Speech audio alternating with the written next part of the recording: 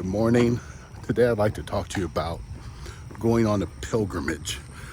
You know, the language of Scripture often compares the spiritual life to a pilgrimage. I mean, Psalm 84 is the pilgrimage psalm. Psalms 120 to 134, they're called the Psalms of Ascent. It's what the Jewish people would sing on their journey to Jerusalem for the High Holy Days. These were pilgrim psalms. Even the New Testament describes early followers of Christ as people on the way. So we're on this journey, we're on this pilgrimage, and this pilgrimage, this journey we're on, is supposed to transform us. I'll never forget, some years back, I was invited by the National Director of World Vision in Brazil to go on a pilgrimage. And it was an amazing journey. It was a pilgrimage among the poor.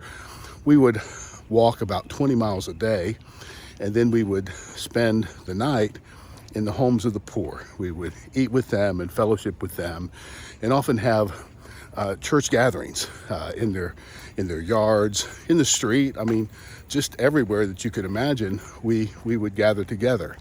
But on that pilgrimage, I met a young man. His name was Gabriel. Gabriel was a single orphan, and by single orphan I mean he still had his mom, but he lost his dad.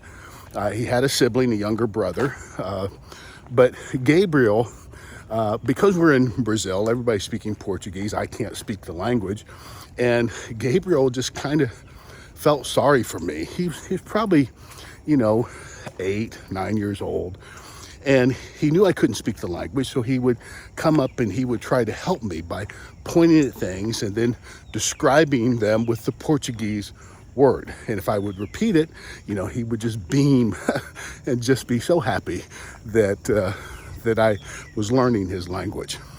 Well, in the middle of the night, he saw in Brazil, you sleep in hammocks, and I had strung up my hammock out in the yard between a couple of trees, and he could tell that I had not fallen to sleep. And so he came up to me and with hand gestures was saying, are you hungry? Are you thirsty? Do you want something to drink? And I said I was okay. Next day, he takes me to his little chicken coop and shows me his 2 chickens, and he's so proud, and the national director's standing there with me. And when he gives me this little tour, I said, "Obrigado," which is thank you. And again, he beamed so happy that I knew the word for thank you in Portuguese. And he said, I taught him that word. He was so proud of himself. Well, when it was time to leave, move on, Gabriel was nowhere to be found. And I wanted to say goodbye. I wanted to give him a hug, and I couldn't find him anywhere. So I went on to begin my 20-mile hike for the day.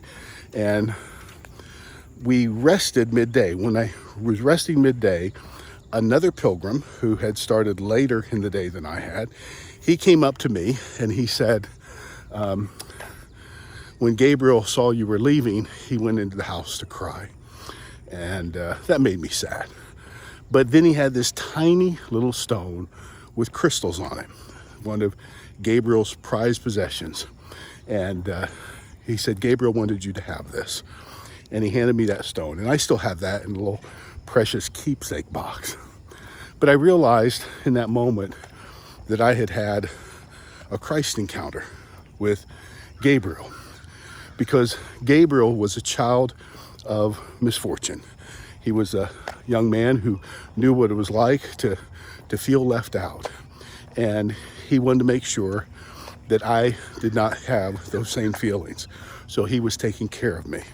And I realized that Jesus met me in Gabriel that day to show me that he loved me, that he cares for me, and for me to remember the Gabriels of the world who have experienced so much pain, so much hurt, but yet only know how to give love. God bless. Have a great day.